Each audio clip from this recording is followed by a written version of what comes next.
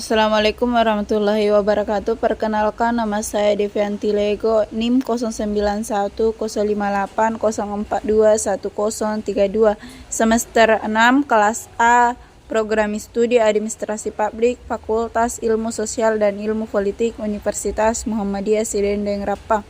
Kali ini saya akan membahas tentang mata kuliah perbandingan administrasi negara. Yang pertama adalah pengertian dasar administrasi negara.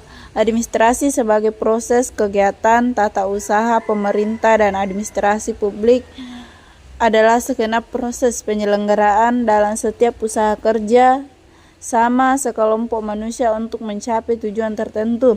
Administrasi publik juga memusatkan perhatian kepada kerjasama yang dilakukan dalam lembaga-lembaga pemerintah.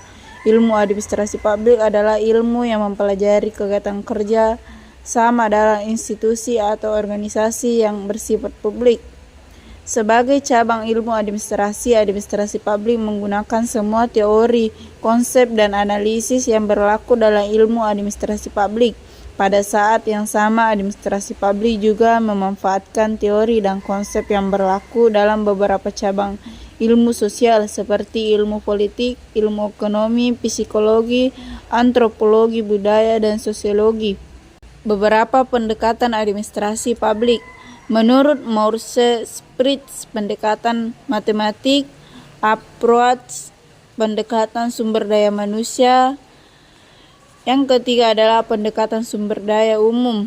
Yang keempat, pendekatan institusi internasional. Yang kelima, pendekatan struktural. Yang keenam, pendekatan perilaku. Yang ketujuh, pendekatan pasca perilaku. Dan pendekatan administrasi lainnya menurut Thomas J. Davy adalah pendekatan manajerial, pendekatan psikologi, pendekatan politis, dan pendekatan sosiologi. Sedangkan menurut Cisharma adalah pendekatan proses administrasi, pendekatan empiris, pendekatan perilaku manusia, pendekatan sistem sosial, dan pendekatan matematika serta pendekatan pembuatan keputusan. Dan menurut Gordon adalah beberapa pendekatan, yaitu pendekatan tradisional, pendekatan perilaku, pendekatan pembuatan keputusan, pendekatan ekologis studi. Administrasi juga menekankan beberapa aspek tradisional yang dipengaruhi oleh tiga hal, yaitu ilmu politik, pandangan rasional mengenai administrasi, dan gerakan manajemen ilmiah.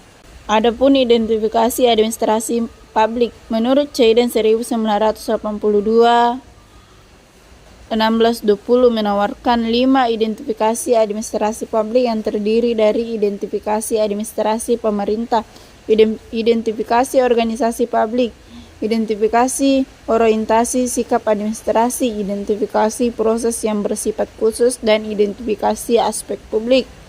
Unsur umum identifikasi administrasi publik adalah administrasi publik ini menjunjung aktivitas komunal yang diorganisasikan secara publik dalam arahan politik dan beroperasi berdasarkan kaidah-kaidah publik administrasi yang tidak bisa diidentifikasikan hanya atas dasar salah satu keempat indikator berikut: administrasi pemerintah, administrasi publik, sikap administrasi, dan proses yang bersifat khusus sebagai stabilisator masyarakat.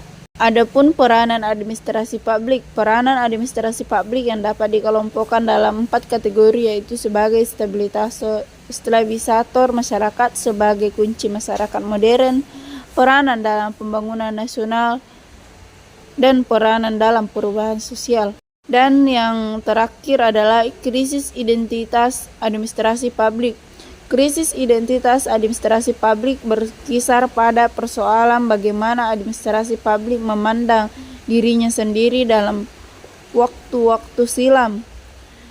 Menurut Nicholas Henry, secara rinci krisis identitas dimaksud menunjukkan bahwa satu krisis identitas yang dihadapi administrasi publik bersumber dari tiadanya kesepakatan tentang administrasi publik sebagai ilmu atau bukan. Yang kedua adalah suatu pengetahuan dapat dipandang sebagai ilmu apabila memenuhi dua ukuran, yaitu mempunyai paradigma teoritis dan mempunyai teori inti. Itulah tadi hasil pembahasan teori dari perbandingan administrasi negara atau publik. Sekian dari saya. Assalamualaikum warahmatullahi wabarakatuh.